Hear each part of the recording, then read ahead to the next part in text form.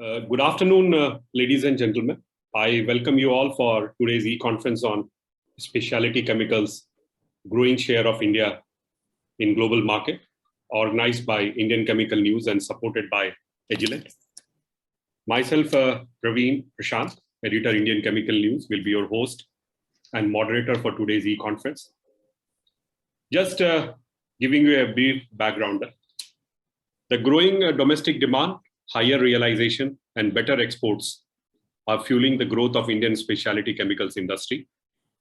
While the export growth is expected to accelerate to 17 to 18%, domestic demand will surge to around 20% due to strong demand from agro, FMCG, pharmaceuticals, textiles, and others.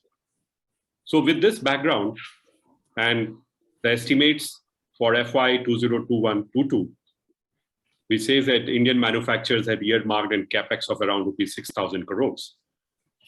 So with this background, I now start this e-conference on specialty chemicals, growing share of India in the global market. The supporting partner, next slide. The supporting partner for today's e-conference on specialty chemicals, growing share of India in global market is Agilent. Today, we have got an illustrious gathering of speakers.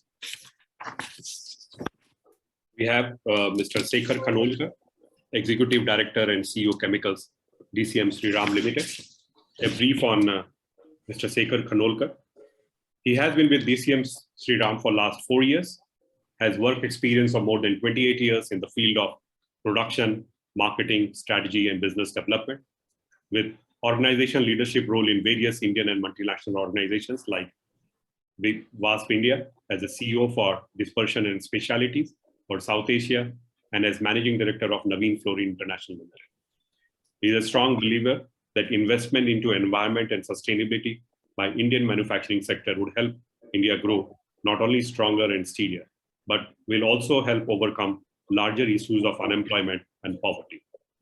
He is also a strong proponent of responsible care under the platform of Indian Chemical Council. Professor Dr. R.K. Khanda, President R&D and Business Development, India Glycols Limited. He has more than 40 years of industry experience. Started his career as a lecturer in Indian School of Mines, Dhanbad. In 1985, he joined as a group leader in UNIDO project of Government of India. Did his postdoctoral research in England and France. 91, he joined as manager ICI Specialty Chemicals for developing technologies for specialty chemicals. In 1993, he joined India Glycols Limited Kashipur and managed the R&D and production team for 8 years on new products and technology. Worked as a director, Shriram Institute, and developed and established a self-sustainability model for the institute. He was unanimously elected president of Vetro for 2 terms, and he was also vice chancellor of Uttar Pradesh Technical University, Lucknow. He has 15 international patents and is author of 125 research papers in peer-reviewed journals, 5 books, and edited 2 books. And he has been a guide for 30 PhD students from 10 universities. Dr. Sangeeta Srivastava, Executive Director, Godavari Biorefineries. She has been associated with the company for more than 25 years, managing and directing research activities connected with renewable feedstock.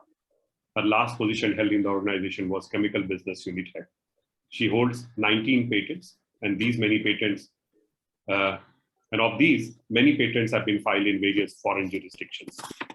She has a master's in science in organic chemistry from Sagar University, master's in philosophy, organic chemistry from Jabalpur University, and a doctorate in chemistry from Mumbai University.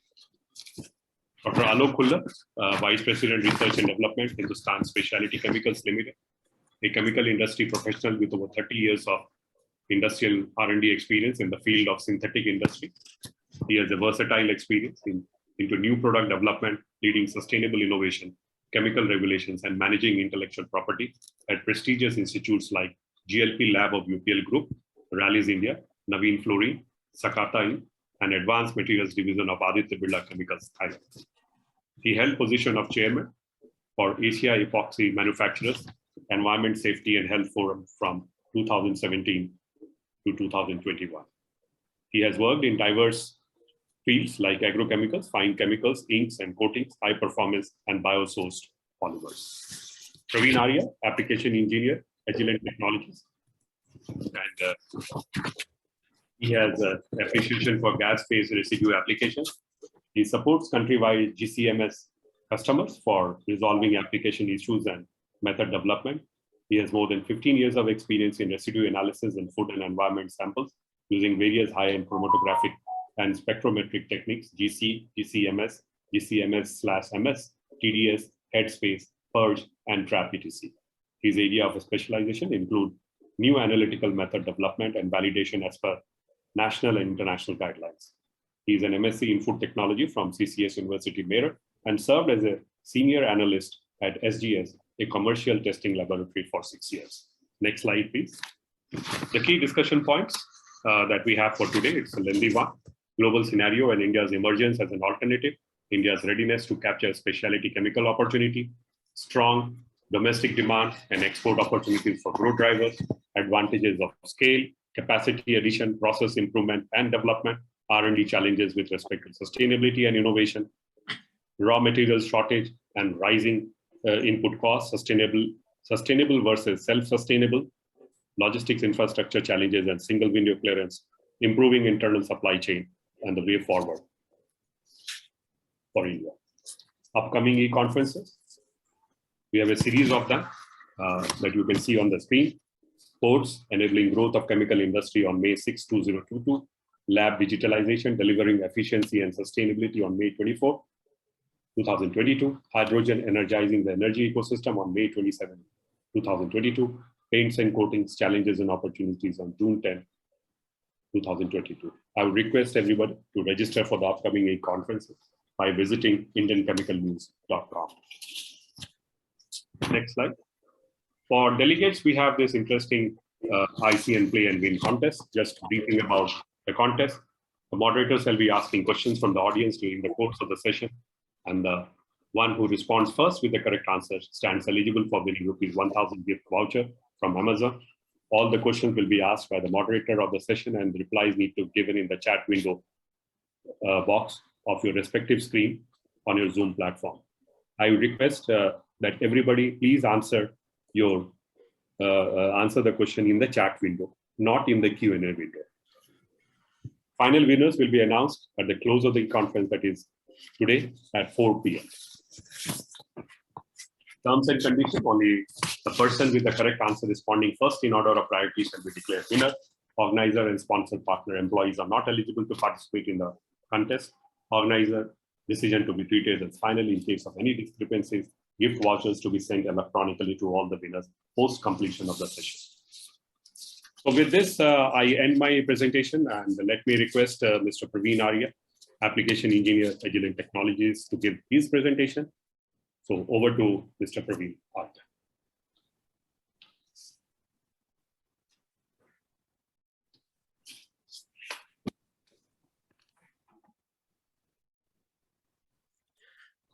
Thanks a lot, Mr. Prashant, Praveen Prashant, for such a nice introduction. I hope my screen is visible and my audio is clear.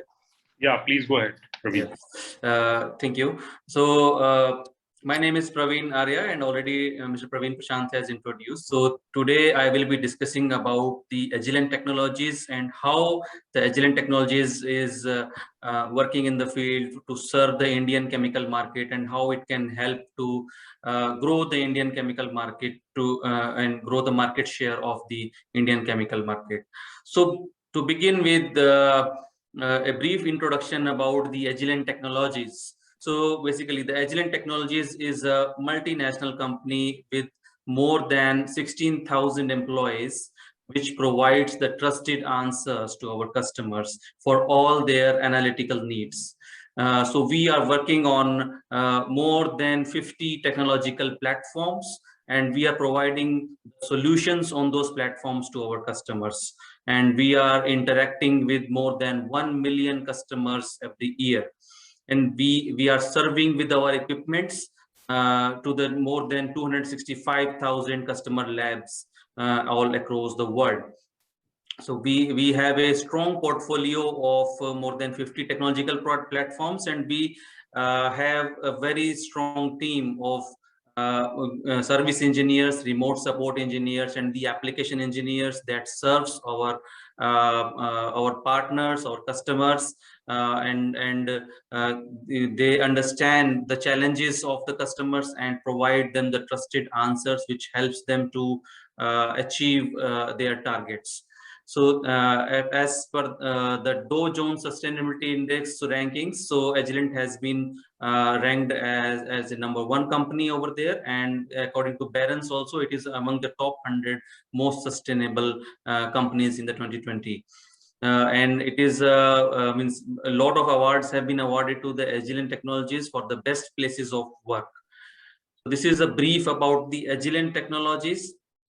And where we are, basically how in which industries we are present. We are present in almost all the analytical segments like the pharma, chemical and energy, food, environmental, forensics, diagnostics, etc. So we are if we talk about the chemical and energy market, we are serving most of the specialty chemicals industries and the agrochemical industries and other different kinds of commercial testing laboratories also who do the testings on the chemical samples. And our company is committed to basically the 3 strong pillars, and that provides like accelerating the advancement of science by providing the trusted answers and providing the complete and integrated solutions to the challenges and to overcome the day-to-day analytical challenges that you may face in your lab. And we champion your success by providing the outcome that you need in your lab and the businesses they serve. So if I talk about the major segments of the Indian chemical industry, so these are the like base chemicals are there, like the petrochemicals, the man-made fibers and fertilizers, chloralkali, organic and inorganic chemicals. So these are the different segments of the Indian chemical industry. Specialty chemicals that may include the dyes and pigments, leather chemicals, construction chemicals, personal care ingredients, and other specialty chemicals. So for all these kinds of different segments of the Indian chemical industry, we have the complete analytical solution available with us for the testing of those compounds and for the for testing of the purity and impurity profiling and the different types of quality assurance and quality testing of those products that are manufactured under those segments. So similarly, the pharmaceuticals is there, agrochemicals and biotechnology. These are the other major segments which and we have our presence in all those segments of the Indian chemical industry, and we are serving the customers in all those segments with our analytical techniques, including the chromatographic solutions, the mass spectrometric solutions, as well as the spectroscopic solutions. So what are the growth drivers of the Indian chemical industry? So like there is a very high demand potential in the India, so it drives the growth of the chemical industry in India, and there is a lot of focus on the different kinds of segments such as the specialty and the knowledge chemicals in India. So and another important growth factor is the emergence of the Gujarat and Maharashtra as the most favorable zones for growing the Indian chemical industry. It is a very fragmented industry, because of which there is a lot of focus on the different fragments of the chemical industry, and that also helps in the growth of this particular industry. And also there is a increase in the focus on the research and development area to bring the new solutions, to bring the new technologies that help in growth of the Indian chemical industry. And definitely these are the key drivers for the growth of the Indian chemical industries. Like there are, due to the lot of exports, there is a business grown, a lot of business has been grown exponentially due to the Green China project. There is a robust demand because of the large population base coupled with the strong export demand. There is a large chemical manufacturing hub. Because of this, there is a global shift towards the Asia for the world's chemical manufacturing hub. And especially the specialty chemical market is expected to increase at a CAGR of the 12.4% from US dollar 2 billion in 2019 to an estimated US 64 billion by 2025. And India has a very skilled manpower, world-class engineering, and strong R&D team. And these all factors combine together, and they help in the growth of the Indian chemical industry. If I talk about the solutions of the Agilent technologies and how Agilent technologies serve a key role in the growth of the Indian chemical industry. So basically, if I define the chemical industry, these are the different sub-segments of the industry, like the basic chemicals that I discussed, like petrochemicals, man-made fibers, industrial gases, and alkalis. So, and the specialty chemicals that I discussed, like the dyes and pigments, the leather chemicals, and different types of construction chemicals, personal care ingredients, and the organic and the inorganic catalysts.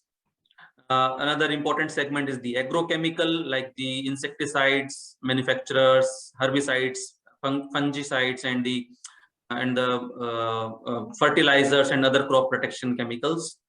The polymers is also there. So these are the different kind of industries where presence of Agilent is there as a complete analytical solution provider, and we provide the complete solution for these for the quality assurance testing. For example, like the GC and GCMS of Agilent technologies are being used for the analysis of the additives and the dyes and surfactants and different kinds of stability and of the formulated products. Another important example is the testing of the hand sanitizers for the content of the ethanol and the isopropanol, that is more in demand these days because of this pandemic. So these are some testing facilities that are being provided by that are covered by the Agilent equipments. Apart from it, if I talk about the agrochemicals, so like the testing of the insecticides, herbicides, fungicides, and the fertilizers. So these are we have a complete portfolio for the testing of these kind of products by using our HPLCs, ICP-OES, ICP-MS, and different kind of chromatographic techniques like the gas chromatography and the liquid chromatography, and the FTIR as a spectroscopic products. Talking about the polymers, so like our gel permeation chromatography is used for the testing of the polymers, as well as the FTIR provides the complete solution for the spectroscopic aspects of the polymers. If I talk about the elemental solutions, so the like elemental analysis in the fertilizers and different kinds of products, agrochemical products, is being performed by the ICP-OES, ICP-MS, and other spectroscopic products. So we have a complete portfolio for testing of all these products which are under the chemical and energy market.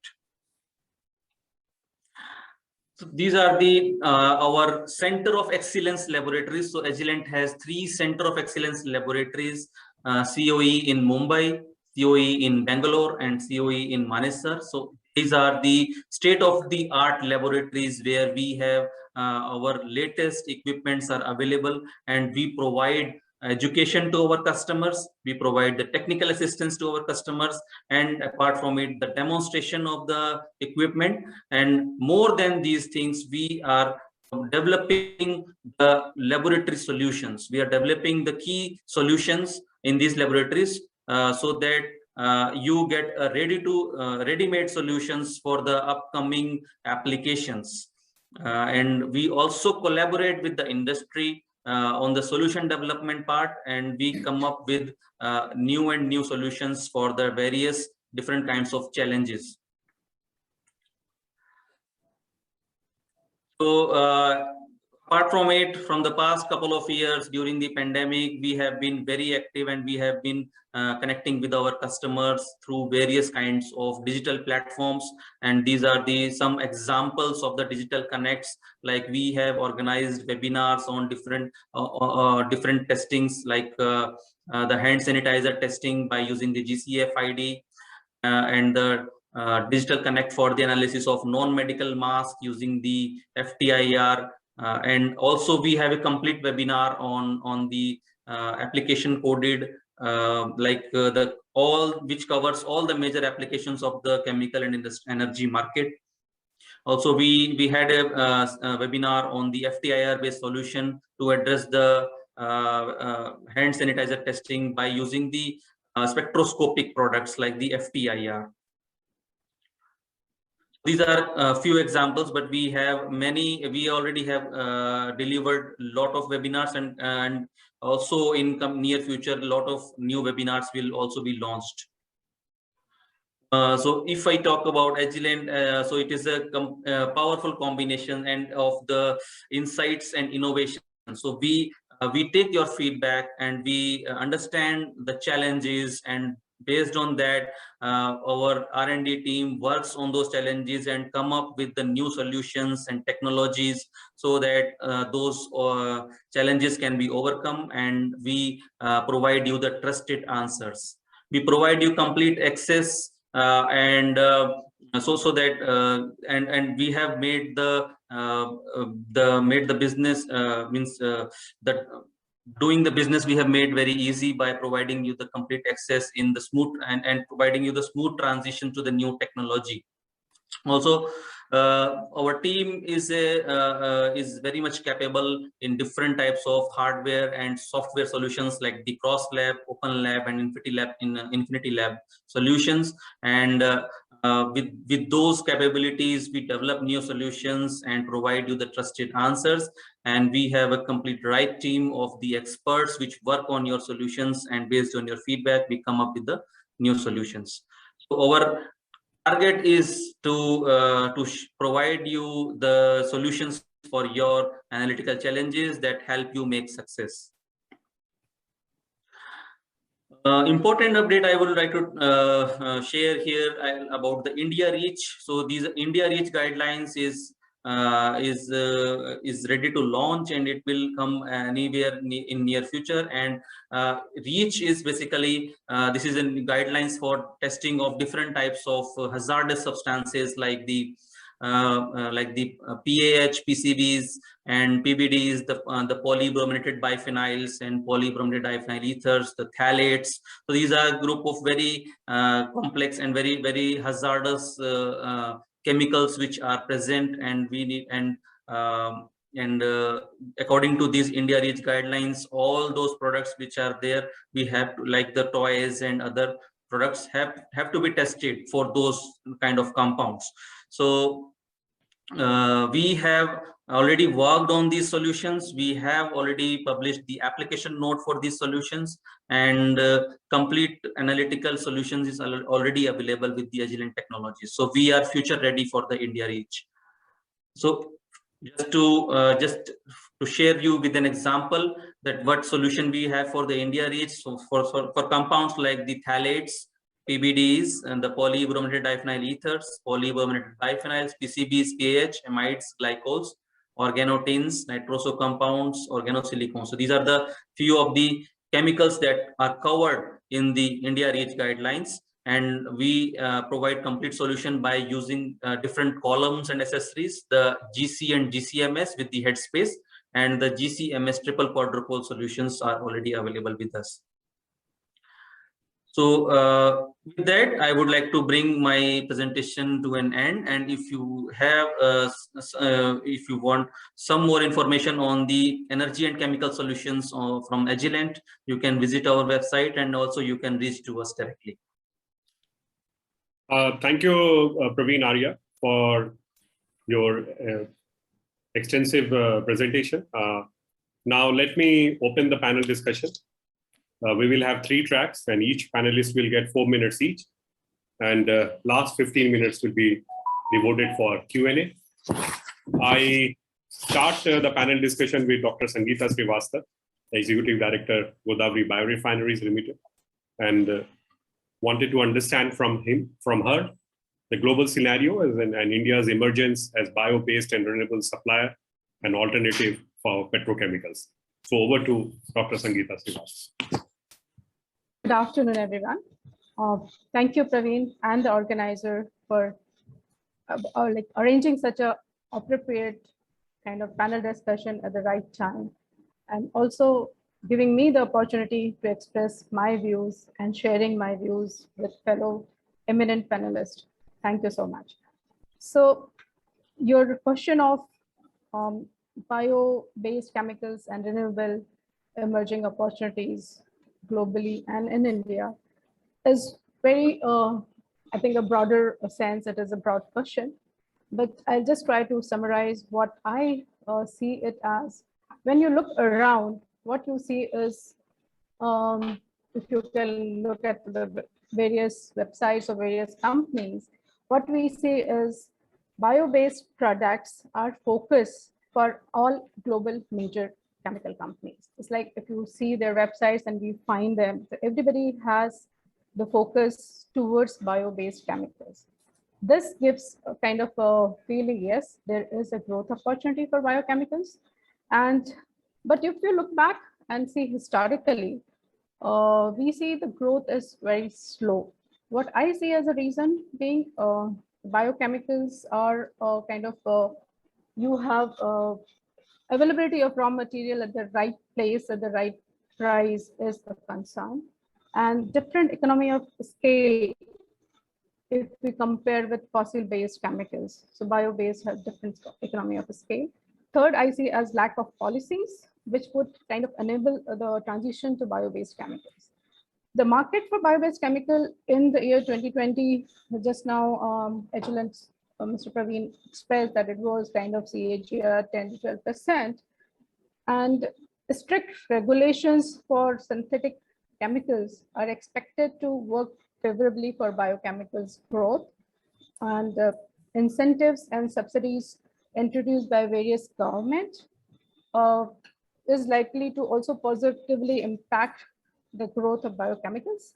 Policies such as the Renewable Chemical Act in 2017 by the US government, India's biofuel program or policy in the year 2018, among other, would actually drive the demand of biochemicals. Asia Pacific is the largest market, and the demand for biochemical in this region is growing substantially. Especially in the area of specialty chemical and pharmaceuticals. Europe is the next big market, owing to the development of new value chain and the bio-based feedstocks. Germany is the largest market, followed by France, UK, and Italy. Now, if you look around again, the PTT Global, BASF, and many such companies stand out as a key market player at global level. They are big chemical companies, but they also have biochemical as their portfolio. Braskem is the largest chemical producer in the Americas and a global leader in polypropylene production. In 2007, they launched bio-based polyethylene produced from sugarcane derived ethanol. I think I have in my fellow panelists kind of a pioneer in such areas. Many such examples are there in our country. My own company, Godavari Biorefinery, is a fully integrated and is among top 10 biochemical producer in the country. The market for chemicals manufactured from renewable feedstock is very niche. With few players in Indian market, the concept of biorefining is still in early stage. At the most places in the world, problems like raw material availability, feasibility of the product supply chain, scalability of the model are hampering its development and commercial scale. In order to meet the growing demand for biochemicals, more projects need to be commercialized, need to make significant investment in R&D. So I am proud to have all panelists from research field. So it is, I think it's a challenge for all of us to kind of drive this. While market offers highly lucrative growth, high capital cost is expected to be a key challenge for market growth. This is for me, Praveen. Thank you, Sangeeta ma'am, for your initial thoughts. Now I come to Professor Dr. R.K. Khanda, President R&D and Business Development India Glycols Limited. And my question to him would be, what is the India's readiness to capture this special chemical opportunity? And given the fact that Sangeeta madam talked about availability of raw material as a big problem area. So over to Professor Dr. R.K. Khanda. Thank you, Dr. Prashant. Thank you, ICN, for this great opportunity. I'm really delighted to join this August panel. The panelists are really eminent experts on specialty chemicals and have done so much great work in their career for chemical industry in India. To answer your question, Praveenji, I would like to start with the way things have happened in India. And I would just say there are certain visionary things, like Sangeeta madam had just said about Godavari refineries. They are focusing on bio-based products, bio-based, bio-derived, bio-based chemicals. India Glycols is one company where I work, and I'm really fortunate. In the year 1993, when everybody was focusing on creating capacities derived from petroleum resources, like big plants were coming up. Reliance was the one who was setting up world-class facilities for petrochemicals. At that time, our founder chairman, Mr. M.L. Bhartia, decided that we should focus on something which nobody has ever thought of. And he said, let us go for chemicals derived from alcohol. First, he had set up VAM Organics, which is now today called Jubilant Organics, which was one stream of alcohol chemicals going to acetic acid, acetic anhydride, and then going to pyridine, picoline, all that range of products. Followed by that came up India Glycols Limited, almost about 40 years. I mean, in the year 89, the first batch of monoethylene glycol was made from molasses. Now, your question was how India is ready for it. India was shown ready in 1989 by Mr. Bhartia. And how the company graduated leaps and bounds, it made growth, can be seen by where India Glycols is today. Is the largest manufacturer of bio-based surfactants, is the largest manufacturer of bio-based monoethylene glycol, diethylene glycol, triethylene glycol, largest bio-based glycol ethers, and only one company in the world making bioethylene of the capacity, bioethylene oxide.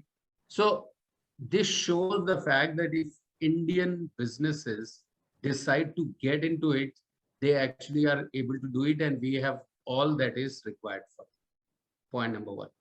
Point number two, ICN doing this conference. I really salute you, Praveenji, because specialty chemicals, India is not going to be the alternative. In your title, in your one of the key points you have written, India is alternative. No, India will be the leading, will be the first and foremost supplier of specialty chemicals in the world. And this is writing is on the wall. Only thing is we need to bring focus. Now, what do I mean by bring focus? Pick up the annual report of Ministry of Chemicals and Fertilizers. Praveenji, you will see the annual report of 21-22. I tried to read how many times the specialty chemicals term is used there. I didn't find it. In the contents, if you read the chemicals and petrochemicals annual report, any year, but I read just the 21-22. In the contents, there is no mention of renewable chemicals. There is no mention of bio-based chemicals. There is no mention of specialty. So focus has to be brought from all corners, and it has to be brought from the policymakers' point. Look at the report. On the report, you see the picture of 3-4 plants. Those are the plants of Government of India. But then look today, the chemical industry is in the private sector. And Ministry of Chemicals and Fertilizers is not just for 4 plants, it's for the huge, all the chemical sector producers are their babies. We must really highlight. The third point before you go to the next speaker, I would like to say that the definition of specialty chemicals we have to understand very thoroughly and very clearly, very candidly. I'll tell you why. Look at this. In the year 1978 or 76 or 78, the PCBs were banned.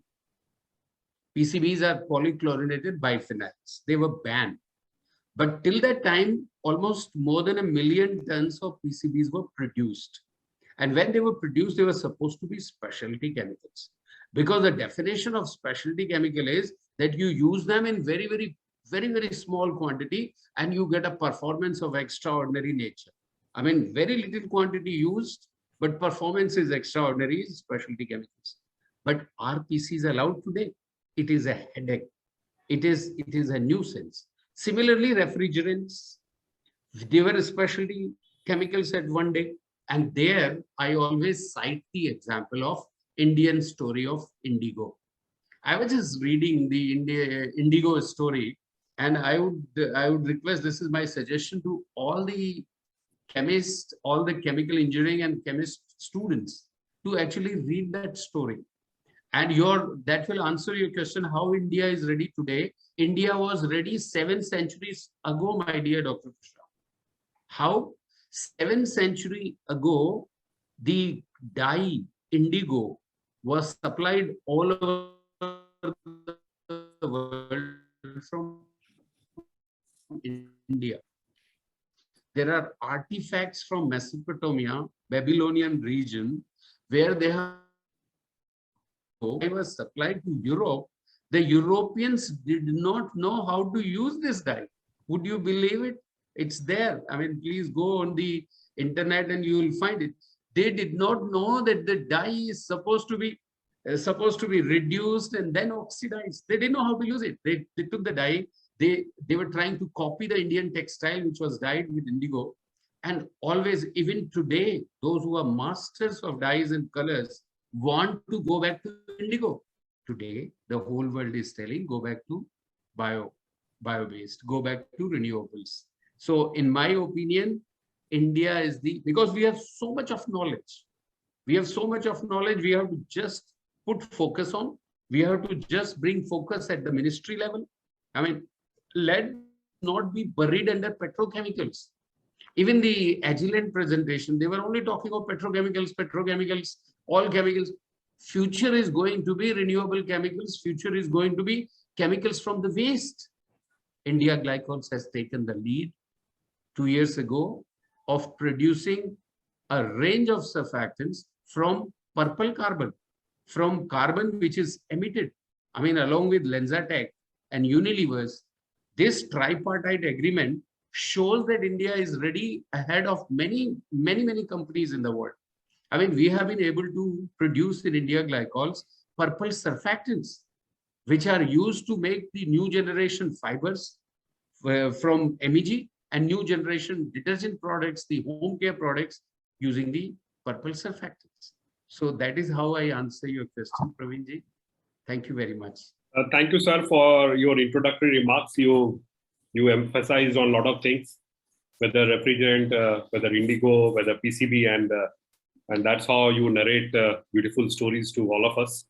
Now I come to Shekharji, Mr. Shekhar Khanorkar, Executive Director and CEO Chemicals, DCM Shriram Limited, and wanted to understand from him, are we in an advantageous position in terms of scale with respect to specialty chemical industry, or do we need to do more?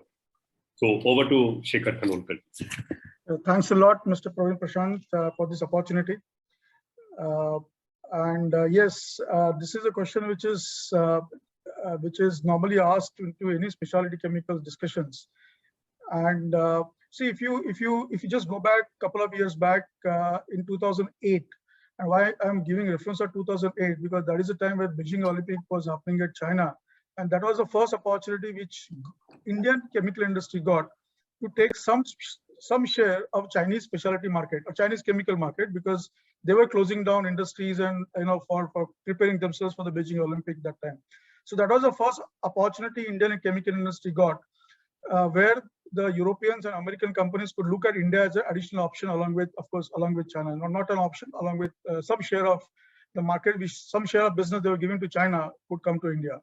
Many companies in India took the advantage, but not many companies could take the advantage because of the investment required into capexes and other things. Specialty chemical industry, as Dr. Khandal sir was saying, it is defined in a certain way. But when you talk of specialty chemical industry, a lot of people talk of manufacturing in a small scale, and that is where I have a different opinion. Fundamentally, what is happening into Chinese specialty chemical industry is that they are trying to become a supplier to the global or supplier to the world. So they are among the top producers. So what we call as a specialty in India, and plan ourselves to make those small quantities, 300 tons in a year or 500 tons in a year. For the same products, China make 5,000 tons in a year. Okay, we have a feeling that we produce more than it becomes commoditized. But I think that is a wrong way of looking at it. What China does, they get advantage of scale to produce. So they become a very cost-efficient producers. While marketing, you can have a specialty marketing approach. So one needs to be differentiate between manufacturing approach and the marketing approach. In the marketing approach, you have to find the inform customers the benefits of this particular product and how it can help them into getting the various properties. But in the manufacturing, if you're using the scale, that is where India has a potential to become a world leader into many of these chemicals, but we are still stuck into that. Good thing is that in the last couple of years, you find many companies investing big way into the capexes, trying to reach to those commercial levels, where they can be in top 3 or top 4 global producers. Otherwise, we have been like in any other industry, the proportion between China and India is 10:1. And if you want to break that thing into specialty industries, we need to invest more, get the advantage of scale. I have seen in a commodity business, the kind of scale advantage you get. We need to be cost conscious. We need to use different processes. We used to use different catalysts. We used to optimize the processes. We need to move from development, R&D, more of R and less of development. So development is required, but more of R is required, innovation in the processes. And all those things will help us to become a scalable kind of a specialty industry in India. And that is where I would say the fortunes lies. And that is where the second opportunity which I got in last couple of years, due to geopolitical situations and otherwise, we should be able to cash on as an Indian specialty industry. Thank you, sir, for your introductory remarks. I come to Dr. Alok Khullar, Vice President, Research and Development, Hindustan Specialty Chemicals Limited. And for him, the question would be, how do we expand the business in specialty chemicals, which will help in quantum jumps? So where do we invest, or which products that we focus on so that we can match the scale of China? So over to Mr. Alok Khullar, Dr. Alok Khullar. Thank you very much, Praveenji. I would like to convey my thanks to you for giving this opportunity to be the part of this forum. And it's a very interesting topic which you have picked up for this event. And specialty chemical business is certainly a very interesting subject where we really need to focus when it comes to, say, the future growth of the chemical industry. And I really appreciate Dr. Khandal and Dr. Sangeeta touching the topic of biochemicals, which is certainly a very important part of the specialty chemical business portfolio. That is something very interesting. And I would also like to highlight here some of the pioneers who have worked very hard to give the shape to the specialty chemical business, especially in India. The companies like Indian Glycol, which Dr. Khandal was mentioning, even Aditya Birla. To that extent, even the Hindustan Specialty, they were pioneer in bringing the cyanide chemistry to India. So when it comes to the specialty molecules, while as mentioned by Dr. Khandal, sustainability is certainly one important factor which is going to play a very critical role in the success of this segment. But at the same time, what Mr. Khanolkar was mentioning, that we really need to define, first of all, the specialty chemistry or specialty chemicals in a right way, because what we think that something which is bio-based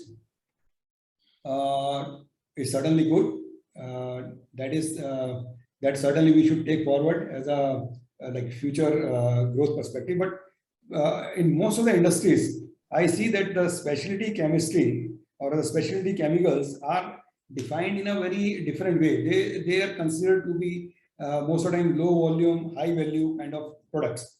But if you see some of the molecules available in the market, which are affecting the business on day-to-day basis, maybe it is polymer industry or agrochemical industry, you will find a lot of molecules which are non-bio-based, but still they are having a big impact on the productivity, on the sales and marketing of the and some of the big players in the chemical industry.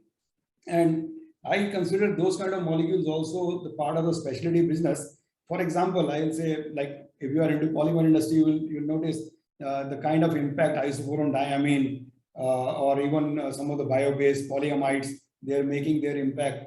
So we have to come out of this mindset that specialty chemistry or specialty chemicals are only, say, low volume and high value products. These are the products which can have wide variety of effects. Okay, and these are the molecules or the chemicals which can have multiple application in different kind of industries. Like if you talk about, say, isoboron diamine, or if you talk about glycols, they can be used by the polyurethane industry, they can be used by the epoxy polymer manufacturers, they can go for multiple other applications. Okay, so we need to consider this specialty chemical business in totality, and we have to come out of this mindset that these are the low volume items. They can be unique molecules or formulation which can influence the performance of the product. So we need to see this whole segment in a very holistic way.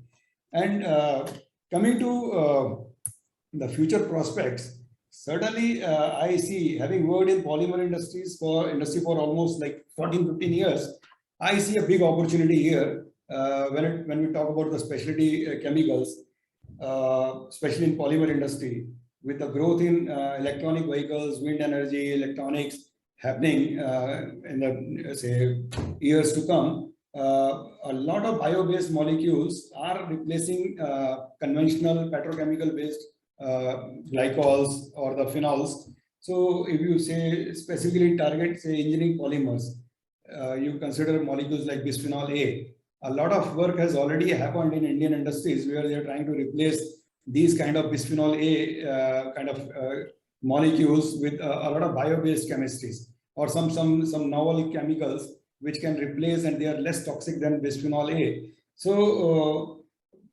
seeing the potential of the Indian scientists in general, I see a lot of opportunities here in this segment and a big potential to grow in this segment. Thank you very much. Thank you, sir. Now I come to Praveen Arya, and my question to him is, you have heard all the speakers they come from different segments.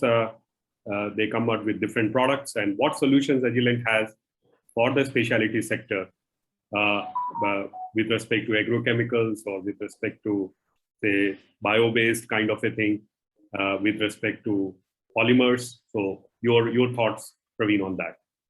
Yeah, thanks, Praveen.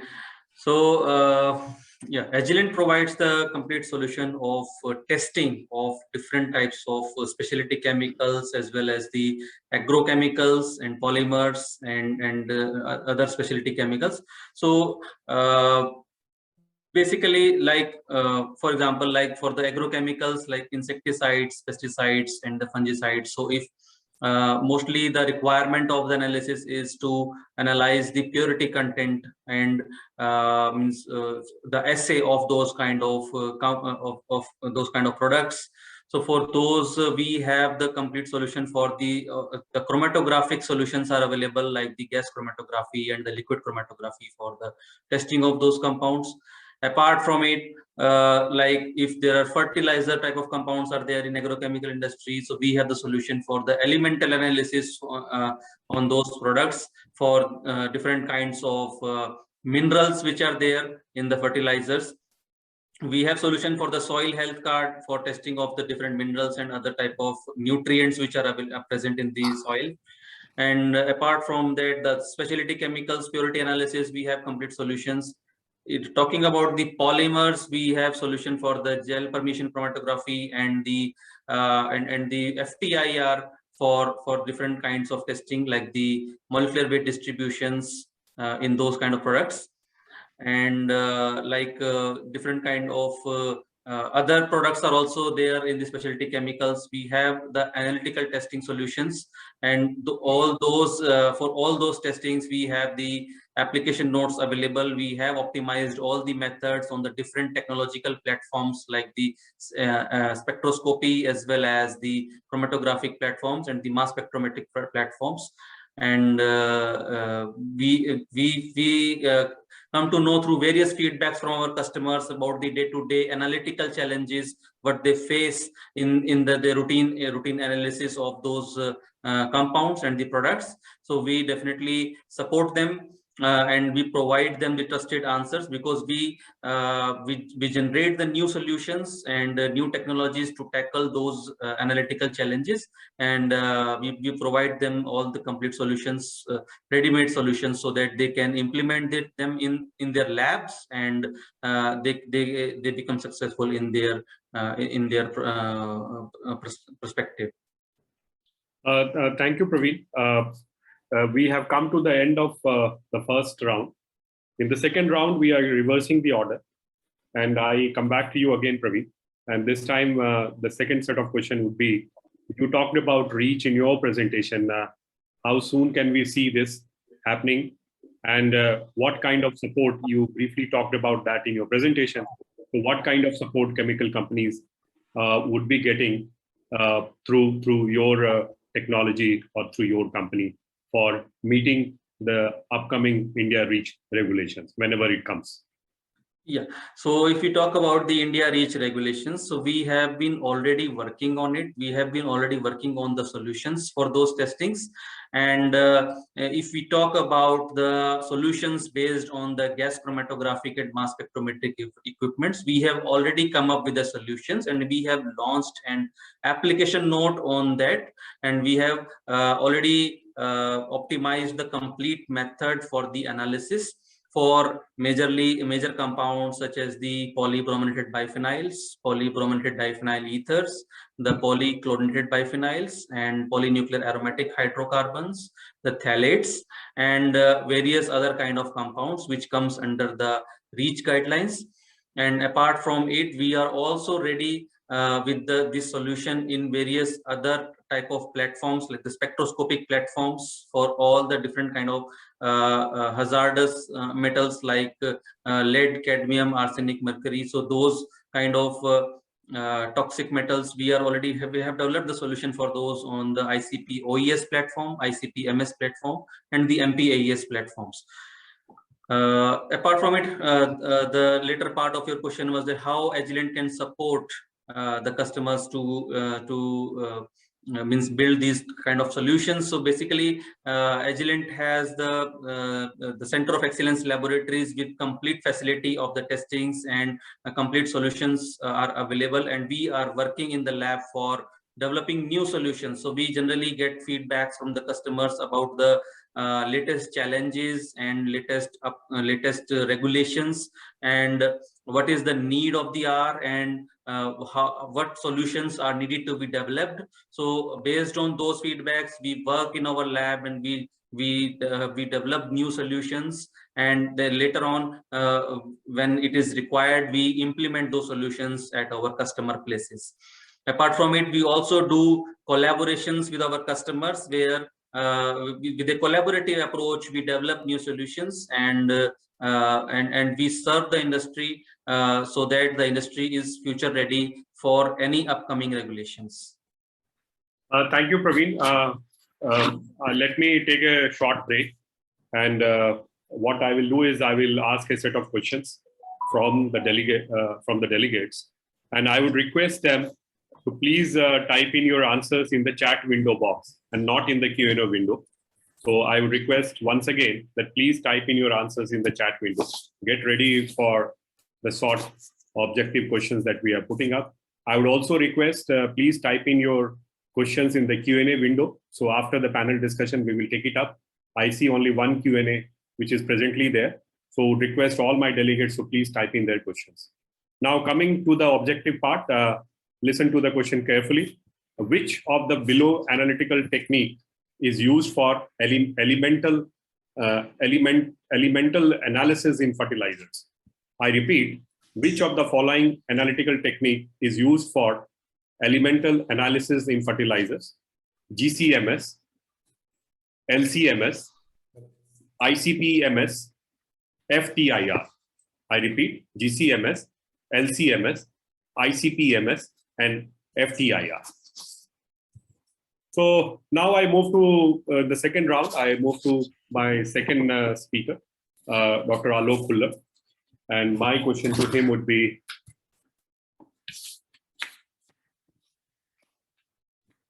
what are the challenges, R&D challenges you see with respect to sustainability and innovation with respect to specialty chemicals? So over to Dr. Alok Kullap. Thank you very much, Mr. Praveen.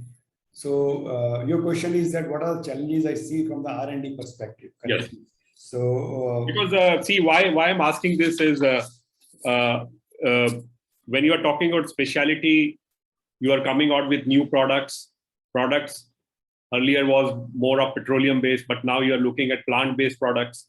So unless and until you come out with these products, you have to come out with products that are almost cheaper or in similar price range of that of petroleum, so that it is affordable. And everybody was talking about that it is not up to the scale. We are looking at a lower scale.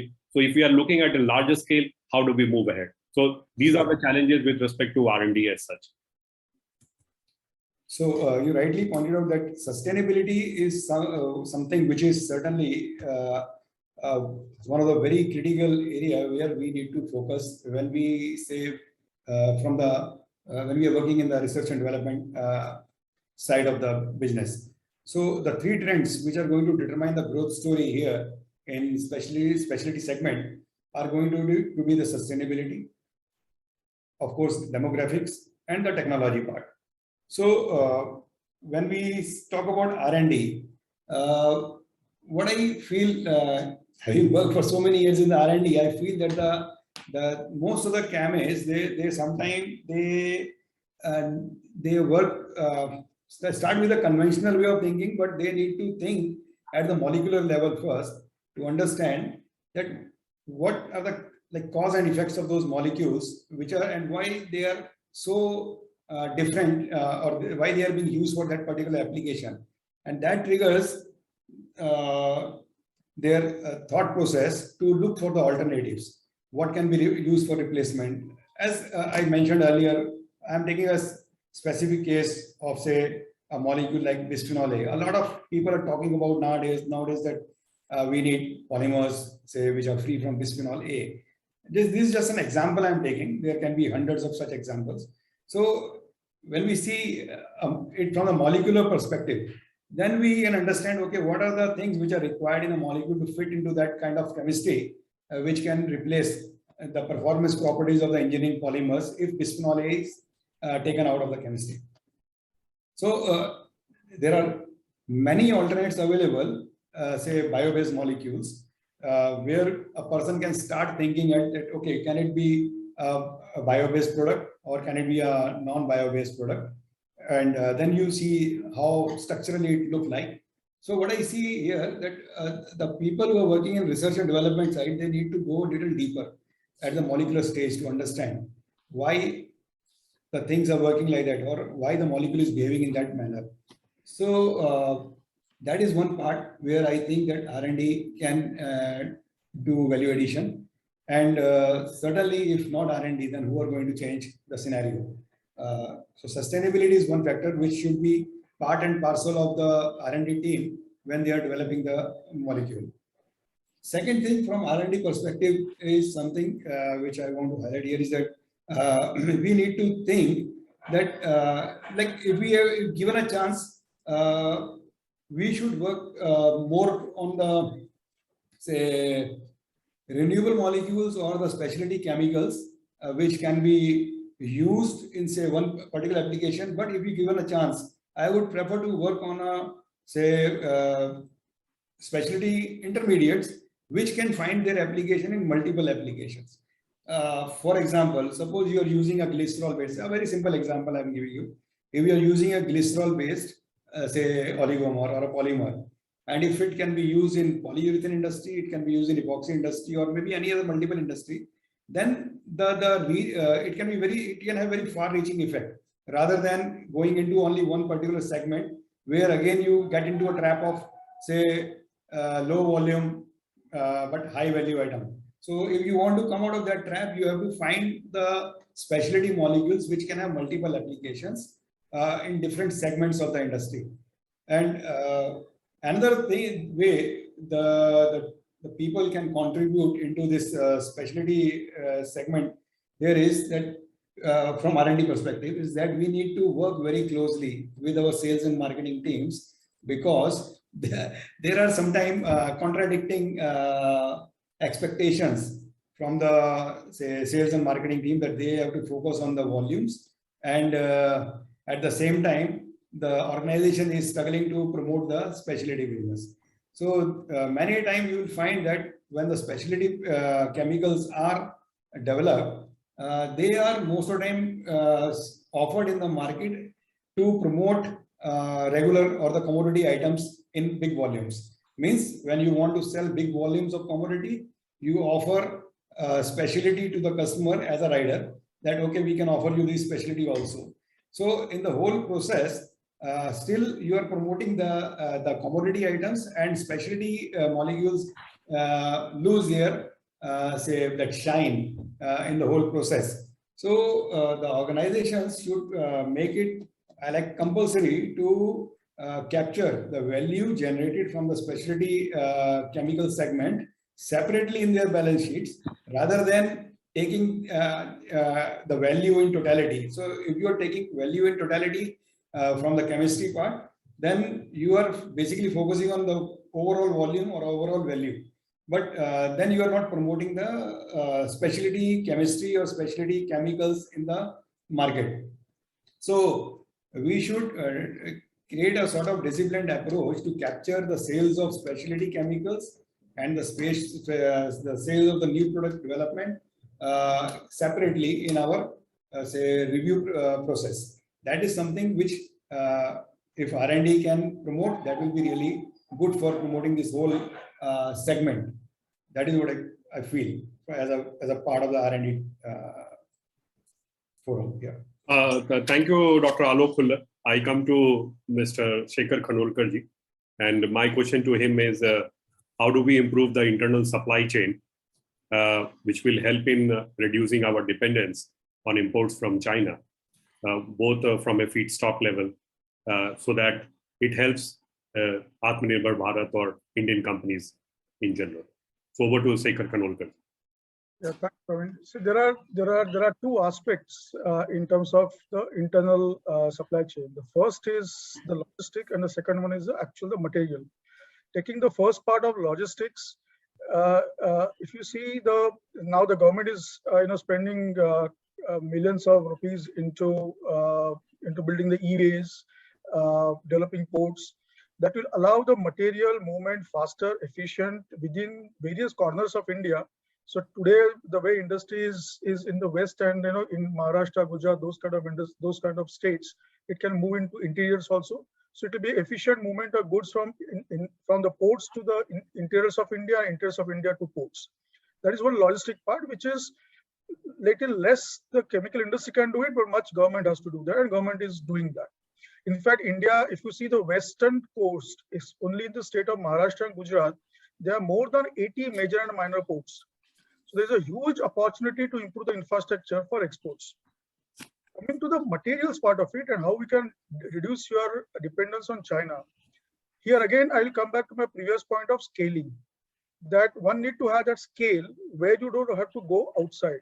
Now, what happens in India is that if there is a possibility, and that is where we as Indian chemical manufacturers should come together, and can we have a system where we have a very collaborative approach between suppliers? Can we be a raw material supplier of each other? Rather than everyone trying to make every step in the specialty, because specialty chemicals typically may require 5 to 15 steps. You don't have to make 15 steps. You can make 3 steps. Someone else make 3 steps in India and give it to the other partner in India. Then what happens is everyone gets a scale, everyone gets to do something, everyone can add value. And that is where you can be less dependent on China and try to create that value chain within India itself. But for that, what is required is a very collaborative approach between Indian companies. Typically, we do collaborations with Europeans, Americans, other companies, but we should have that culture where we can have more collaboration within India, within our industry peers, with some support from the larger chemical setups like petchem and those kind of bulk chemical industry, which are the suppliers of feedstock for most of the non-bio-based chemicals. If that support is available, then I think this is very much possible. And if Indian manufacturers build that scale, then they'll also be interested to produce what is required for the Indian industry. Otherwise, they don't find scale into making those products in India, and we continue to import into Indian markets. So I think it's a kind of a chicken and egg situation. But I think if as an industry, say specialty chemical industry, we come together onto this and work with a very collaborative approach, to a large extent we can reduce our dependence on China. And with the growth into Indian infrastructure, whether it ports as well as roads, that will allow efficient movement of supply chain, because today supply chain cost in India is very detrimental to the growth of the specialty chemical industry in India compared to the global levels. And I think if these two approaches are used, I guess we can really increase our share of exports and reduce our share of imports of raw materials. Sir, one supplementary question to what you said. How do we break this barrier, sir?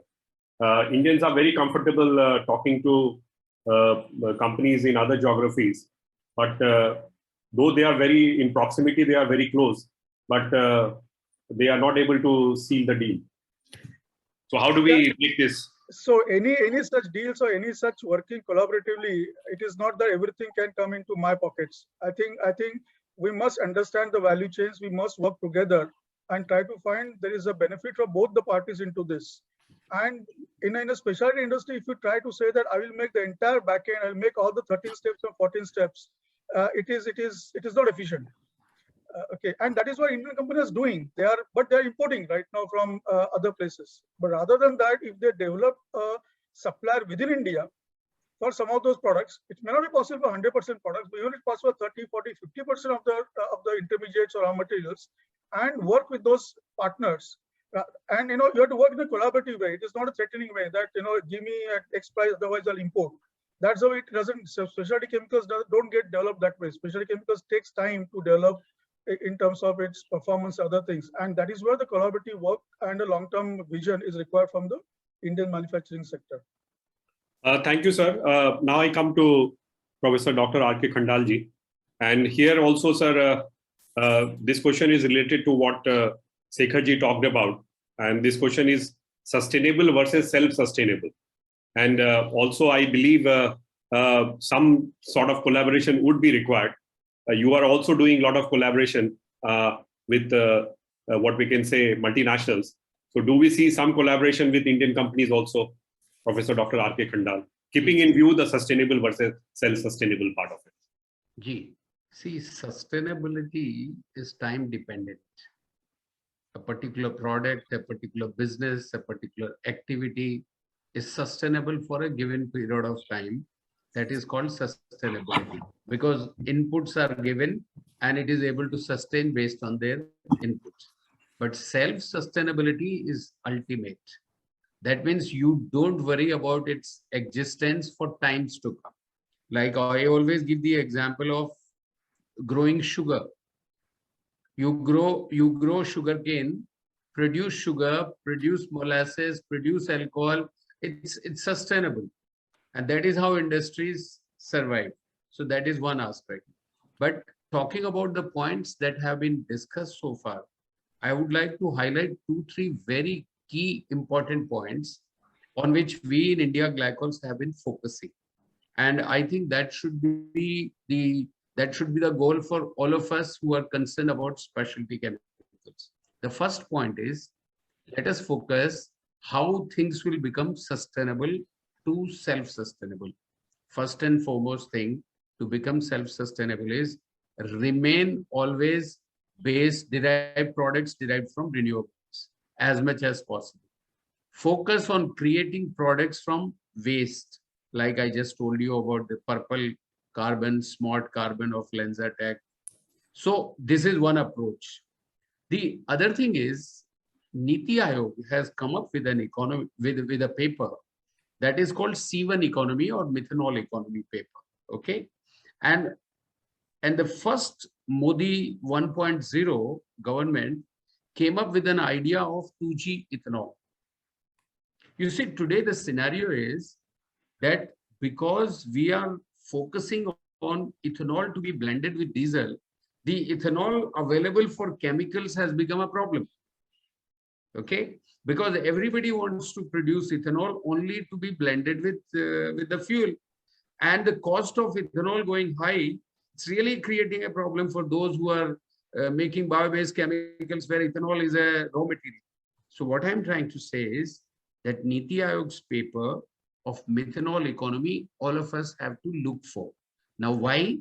Because all these chemicals which we have developed in the last 200 years, all chemicals, first they were starting from coal, then came petroleum, and all these chemicals have been developed by this.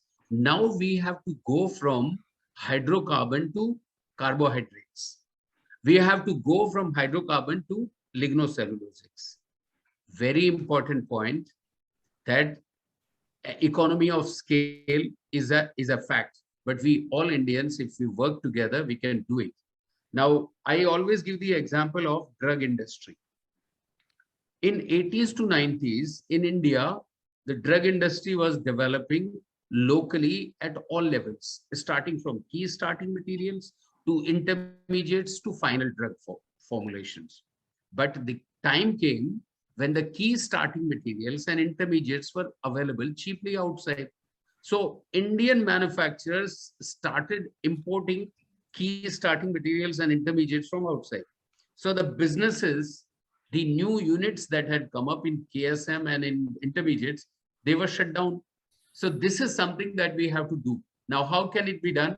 It can be easily done by putting regulations by the government. Like government has come out with a regulation in the last budget.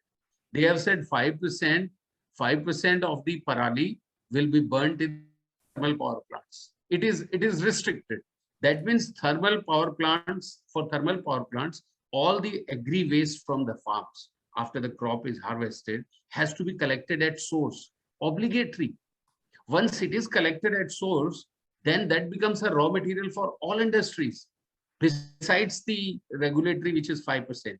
So what I was telling, that when Modi 1.0 focused on 2G ethanol, suddenly in 2.0, they started focusing on ethanol. But at the same time, they made parali mandatory for burning. So they have unknowingly created an opportunity for those who are looking for 2G ethanol. This is point one. Methanol economy point, again, we have to burn the lignocellulosics to create methanol. Once we have these molecules, the technology for these molecules established, then nobody can beat India, because today you see after USSR and after Russia and Ukraine, we have again suddenly become the supplier of food grains.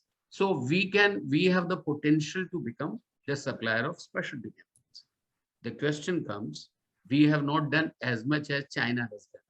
We must understand the dynamics. We must understand the genesis of how China has grown. China has largest of always any scale that is there in India, the largest. You multiply by minimum 5 and maximum 10, Chinese have it. But how they have come up? They have come up thanks to the support of Western countries. This is the opportunity when we all Indian manufacturers must present ourselves as the right partner for Western companies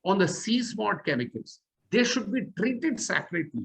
They should be treated as the driver of sustainability, as a driver of self-sustainability. Whereas you tax, just like you tax cigarettes, you tax the petroleum chemicals more. You tax the chemicals which are creating problems for us to have COP26 or COP27 or 28, and we keep targeting 2030, 2050, 2070. Why? We should begin right now. We should begin in the direction where the technologies, wherever it is available in the world, let this be the target of the ministry. Let the policymakers, I always repeat and say this, and I repeat again. Government of the industry, the ministry, they go for example, they went for Rafale. They said, okay, we'll make in India. Rafale will be, plane would be manufactured in India. Everything that we, in defense, we are saying it should be produced in India. Why don't we do it in the case of chemicals? Let us find out a manufacturer who has a technology, whether it is LanzaTech or it is Clariant or whoever it is, or SABIC, or let us talk to them and say that let us bring that technology here so that we become self-sustainable. We were #1 in chemicals. I told you seven centuries ago. Forget about, don't go back that much. We will come back to you with the second round. I still have Dr. Sangeeta for the second round. Right. So Okay. I will come back to you, sir. Now I come to Dr. Sangeeta Srivastav, and wanted to hear from her about the logistic infrastructure challenges and how we can iron out the single window clearance glitches. So over to Dr. Sangeeta Srivastav. Hi, Prem. Thanks. And thank you, Dr. Kandal, also giving all the broader perspective, and you've covered almost everything which we could talk about, but that's what it's like. We all have to think about how do we collaborate and work together. Yeah, the logistic is a kind of again a wider aspect of the chemical industry per se. Like during last 2 to 3 years, we all have seen it happening to all of us, how these things have impacted our businesses. Just like due to an inadequate logistic and storage infrastructure at the port level, because largely India imports major raw materials. So we have to accept this fact. Now, when we are getting all the imports in the country, the infrastructure and logistic play a major role. Now, if we do not have storage sufficient enough for our industry, it creates problems. So we have to kind of pay that extra buck for the same amount of product which we're importing to our competitors. So we actually pay additional amount into the freight, the storage, and the transportation for the same chemicals. This makes us very uncompetitive in this competitive world. So raw material and finished good transportation and storage presents stringent issues for especially specialty chemicals. If you are into bulk chemicals, you have bulk storages, the things are taken care of, but the specialty chemicals and then kind of get it regularly and run it regularly is a challenge. The logistic bottleneck caused by lower containers availability and the kind of a high freight cost is really a cause of concern. This was expected to ease out. We all were thinking that, okay, things are coming onto place and then things will ease out, but we never expected this was going to run for so long. And looking at the current geopolitical condition, I don't know, it is hard to even predict when the situation will change. And we all are issues are our margins are shrinking, our production cost is increased. Sorry, so just got that. So product cost margin is shrinking, and then we are facing these challenges. Now, in 2019, the McKinsey predicted that India's logistics sector would explode and it will be compounded growth annually, more than 10%. But what we see is it is kind of not even seen, but it is kind of it is facing a known of unknown. but that is always true. And all of us are going through this scenario right now. A small numbers of, we see a small number of very, very formal transporters which have technologies in place that can help efficient logistic. India understands the high or like overstressed highways, which are very, very kind of congested. Severe shortage of trained drivers. Like I was talking to some of our suppliers and they said, how do we get trained drivers? It's like today, even the next generation is not willing to take up driving as a skill. So how are you going to take these challenges when it comes to a growth prospect? We want to grow, but we don't have a basic support system. Probably we need to look at how do we kind of convert these challenges into the opportunities. And local logistic, we do it mostly by road. And this needs to change because I think rail has to come into the place. And with the PM Gati Shakti program, which has been connecting a railroad and the ports, probably these things will be sorted out and we will be in the path of growth for kind of specialty chemicals are still going on very well. But the challenges remain similar, but scale is a little different. So that's what I think. And what we see about cooperation. If you can, your voice is not audible. Sustainability. Yeah. I mean, your voice is not audible properly. So if you can switch off the video and can you hear me now? Can you hear me now? Yeah, if you can switch off the video and only take the audio. Yeah. Okay. Yeah. Can you hear me now? Yeah. Hello? Yeah. Hello? Yeah. So basically, I was just coming to the end is like what we talked about here. It comes as a collaborative effort. So we all can collaborate where it comes to storage and logistic on connecting with the logistic partners. We all have to see the sustainable logistic support system. And then this will also fuel our growth of specialty chemicals. So thank you, ma'am. We have come to the end of the second round. Let me take the second set of quiz questions. And so the second question to the audience is, which of the following cities do not have Agilent Center of Excellence Laboratory? I repeat, which of the following cities do not have Agilent Center of Excellence Laboratory? I would request you to please type in your answers in the chat window. Mumbai, Kolkata, Bangalore, Manesar.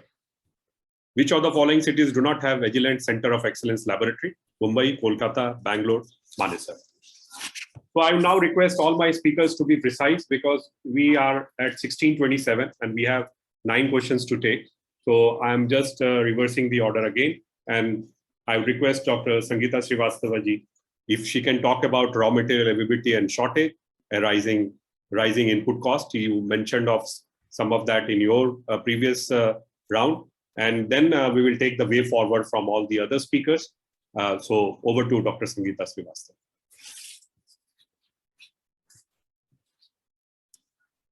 Madam, please go ahead. Yeah, just thanks, Prashant. I think I covered some of the points and yeah, you can hear me or I'll again put myself on the video. Put it. Yeah. So can you hear me now? Yeah, ma'am. Hello. We can hear you, ma'am. Yeah, Prashant. So some of the points I covered, as you mentioned in my previous logistic issues, but I think the raw material availability, shortage, and rising input cost is a kind of a challenge. And this is a time when we can convert this challenge into the opportunities. This is a big challenge, not only for specialty chemicals, but overall chemical industry. We are in volatile market situation where I think the geopolitical situation is also playing a role in increasing input cost and energy cost as such. This is the time to rethink how do we shape our industry and turn it into kind of Atmanirbhar Bharat and also make it more sustainable. And I have learned the new term, it's self-sustainable. So I think probably going from sustainable to self-sustainable. Majority of raw material required by Indian spec chem are imported from China and other parts of the world. This causes dependence on imports and affects the cost structure of specialty chemicals. I could think of few examples, as I am from the industry where we are like ethanol and acetic acid is currently completely imported. And we see the duty structure on imported raw material for specialty chemical very differently, like it attracts duty ranging from 2.5 to 10%. This results in increasing the price range and also affecting the competitiveness of Indian specialty chemicals. I would like to just kind of see an example like already my IGL friend already expressed that India imports ethanol and India produces ethanol, which is used in biofuel. For all specialty chemicals, ethanol is kind of imported. So it is a kind of imbalance, and we are not able to see the impact of kind of manufacturing in-house in India into the specialty chemicals. So it's a kind of, we need to sit back and think, how do we convert these challenges into the opportunities? Yeah, thank you. Thank you, ma'am. Now I would request everybody to give short answers. The question for all is the same. What is the way forward for India? Starting with Professor Dr. R.K. Khanda. See, way forward for India is one, focus at the policy making, collaboration at the local level amongst the companies which are in the specialty chemicals and renewables. The third thing is R&D should be on alternatives. Look at simple molecules like acetic acid, methanol. Perhaps we are one of the leading importers of acetic acid. Methanol, we are leading importer of methanol. So these are the areas we should look for alternatives. The research has been done. I always give the example of fatty acids like rice bran oil. If you look for other countries, they must have worked on soya oil, other oils, because that is what is produced there. They don't have rice, so they never worked on it.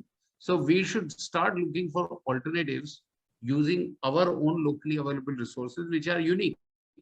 These are the things. And at the university level, I forgot to mention this.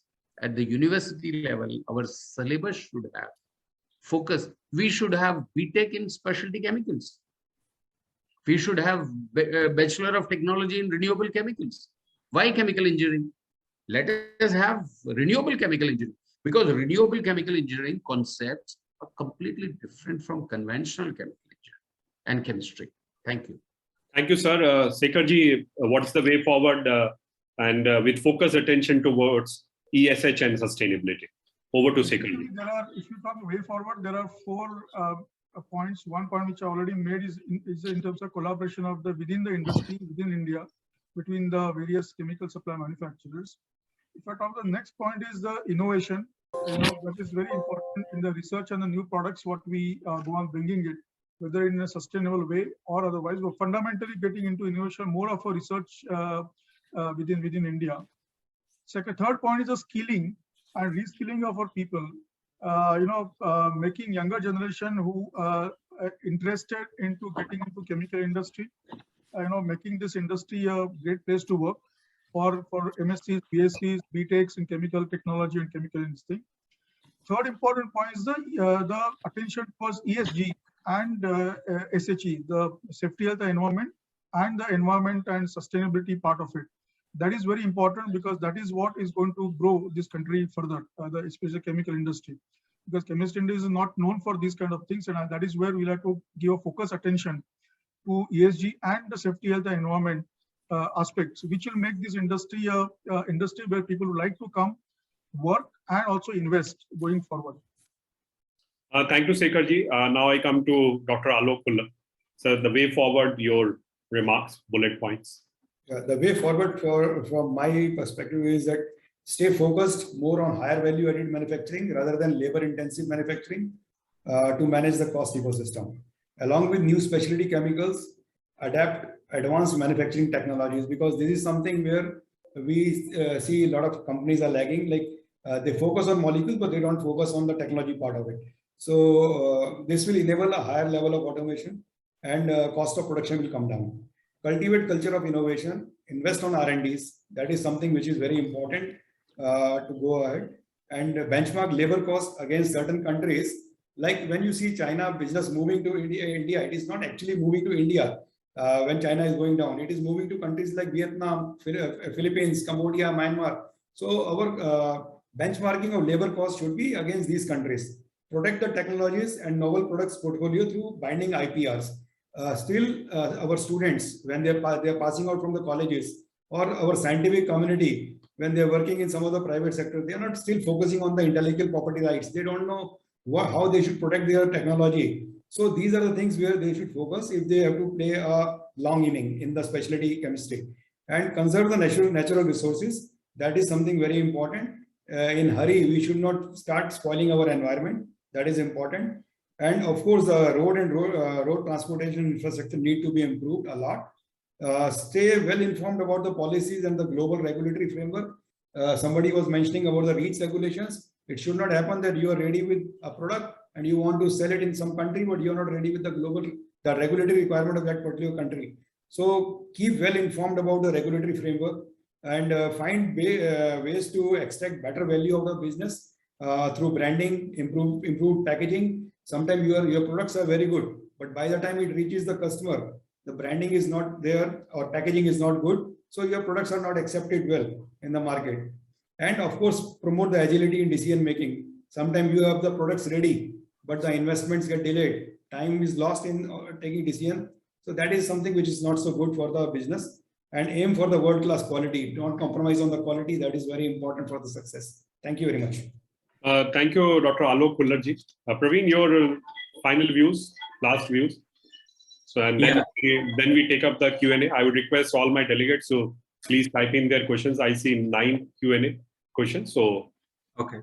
So my perspective on the way forward is that definitely India needs to be future ready for the specialty chemicals sector, not only in terms of the manufacturing, but also in terms of the quality controls and the quality assurance. And we need to have a very good quality of the product, so that we can be the #1 manufacturer and grow our export business for the chemical sector. And we need to be ready for the different types of regulations, like the REACH guidelines. There are different types of guidelines are there for the chemical products. So those readiness should be there. So those were my final comments. Thank you, Praveen, and I thank all my speakers. We come to the end of the panel discussion, but we have 10 questions and we would take it up serial wise. The first is from Bhavanji Vekaria. Any thoughts to have phosgene based chemicals manufacturing base in India? Any thoughts to have phosgene based chemicals manufacturing base in India? I would request if somebody would like to take this up. The question is not very clear. Can you elaborate this question? Yes. So phosgene based chemicals manufacturing base in India.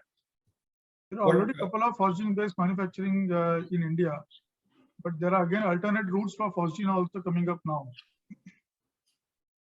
So Dr. Kullar, sir, your thoughts? Yeah, like the question is not very clear. There are companies who are already using phosgene based technology like Poshak Chemicals or agrochemicals. So what is the question? The products to be developed on phosgene or developing the phosgene chemistry in India? That is the question. Actually, he's not aware. He says that he thinks that phosgene-based chemical manufacturing is not happening in India. So I think Sekharji has already replied, and you have also already said any. Poshak Limited, they are already using the phosgene technology.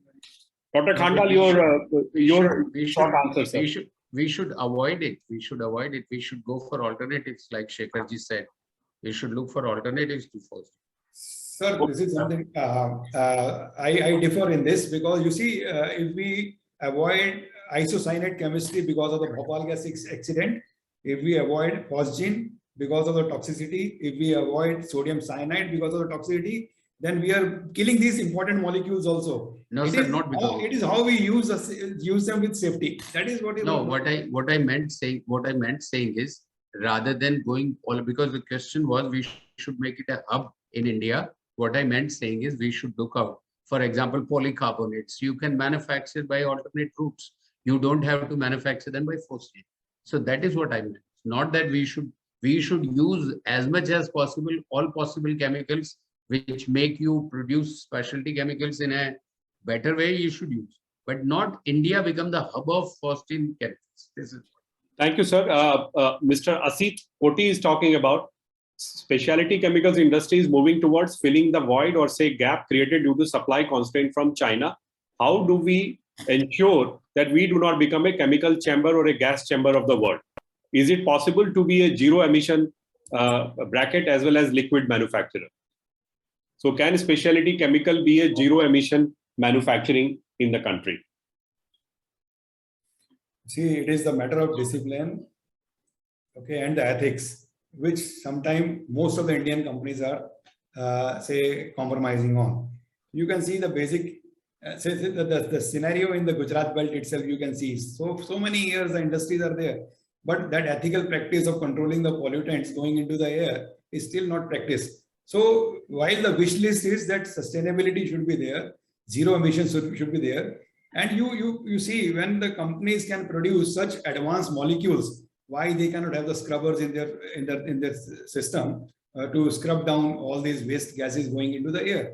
It's totally the matter of ethics and following the disciplined approach. It is not impossible. Only the wish should be there. That is something which I want to say.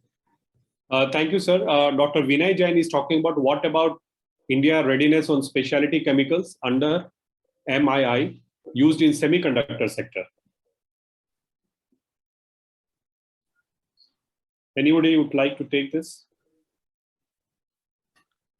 See, for the semiconductor sector, the biggest input that is required, and because of which we are starving and we are lagging behind, is the silicon. And now, fortunately, the decisions taken by Reliance and taken by Adani Group and also by Vedanta, they are already bringing in chips manufacturing here that will solve many of the problems.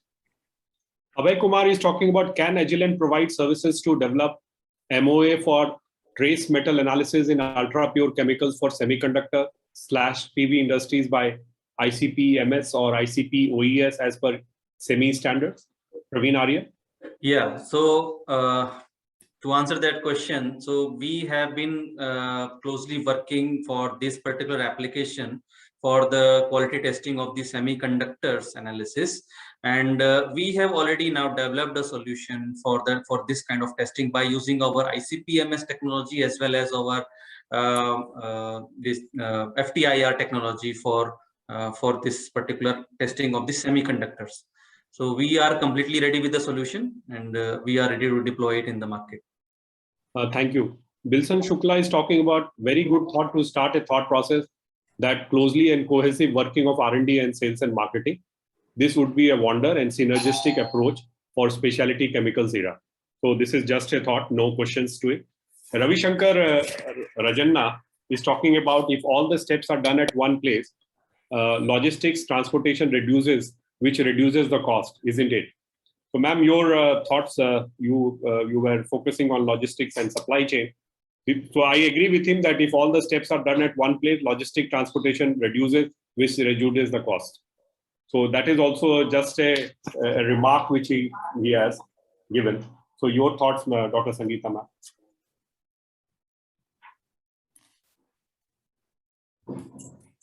Prashant, can you just repeat, because I was not able to hear anything on the He says, Ravi Shankar yeah? Rajanna is talking about if all the steps are done at one place. So if you are saying that if all the processes are done at one place, logistics transportation reduces, which reduces the cost. That is one. But if you plan to, what we can say, export it, or if you plan to deliver to the client, then also the logistics has to be taken care. So, but he's not asking that, but I believe that is also, so his comment is just talking about that.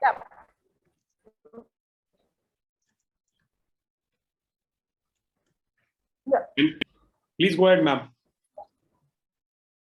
It's very logical question, because we must try and do the steps which are more kind of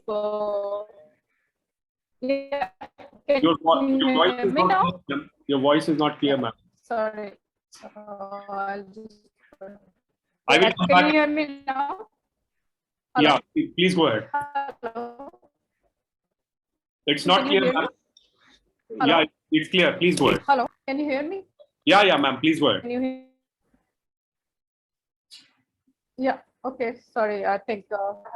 Yeah. So I'm so sorry. I have a poor network problem. No problem. No So problem. basically, what his point is very apt. So we should always try and optimize the steps wherever it requires a bulk transport. Okay. Can you still hear me? Sometimes your voice goes off air. No problem, ma'am. Let me take the last question.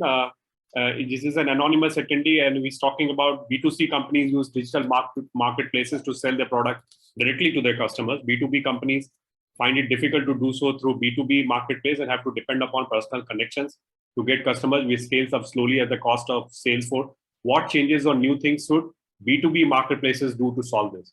The best is go for digitization, and whether it is your own shop in the digital platform or you go for a neutral platform, the best is if you go for it. And there are neutral platforms. There are companies who are doing this, and B2C or B2B, you have to go and see that these platforms are utilized. I think, and one last question was, for starting the UG course, we need potential placements job market. Is it there? We can start PG or introduce few electives. We are ready for incorporation of few courses allegedly. Let me reach you about this. And he's talking about Dr. Khandal, sir, with respect to getting the people in, say, specialty chemicals or in renewable chemicals or green chemicals, which will help us move forward in taking the talent forward. So without wasting any time, let me do the final conclusion. We have answered a majority of them. Praveen जी इसके UG courses के बारे में मैं एक बात बता दीजिए sir. दो कोर्सेज हैं जिनका बहुत पोटेंशियल है। One BTech in energy and number 2 is BTech in renewable chemicals and specialty chemicals. Every company would have the job requirement. And let me announce the winners for the two questions that I have. Which of the following analytical technique is used for elemental analysis in fertilizers? It is ICP-MS, and the winner is Mr. Abhay Kumar, Deputy Manager, NFIL. So he's the winner. And for the second question, which of the following cities do not have Agilent Center of Excellence Laboratory? It is Kolkata, and the winner is Mr. Aniket T, Manager, SR Oil. So now let me do the concluding remarks. I would like to thank all my speakers for educating us and reaching us on specialty chemicals sector. And our speakers were Mr. Shekhar Khanolkar, Executive Director and CEO Chemicals, DCM Shriram Limited, Professor Dr. R.K. Khandal, President R&D, India Glycols Limited, Dr. Sangeeta Srivastava, Executive Director, Godavari Biorefineries Limited, Dr. Alok Pullar, Vice President R&D, Hindustan Specialty Chemicals Limited, Mr. Praveen Arya, Applications Engineer, Agilent Technologies Limited. And let me thank all the winners of ICN Play and Win contest. Let me thank our supporting partner, Agilent, for supporting us in this e-conference. Let me thank all the delegates who registered and attended today's e-conference. Those who have registered and not attended can view the recorded version on Indian Chemical News website. So once again, let me thank speakers, sponsor, delegate, and my in-house colleagues for making this e-conference a grand success.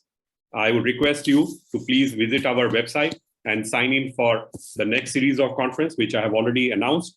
This is Praveen Prashant signing off to meet again on the next date at 2:55 p.m. Till then, take care and stay safe. Goodbye and namaste from Delhi.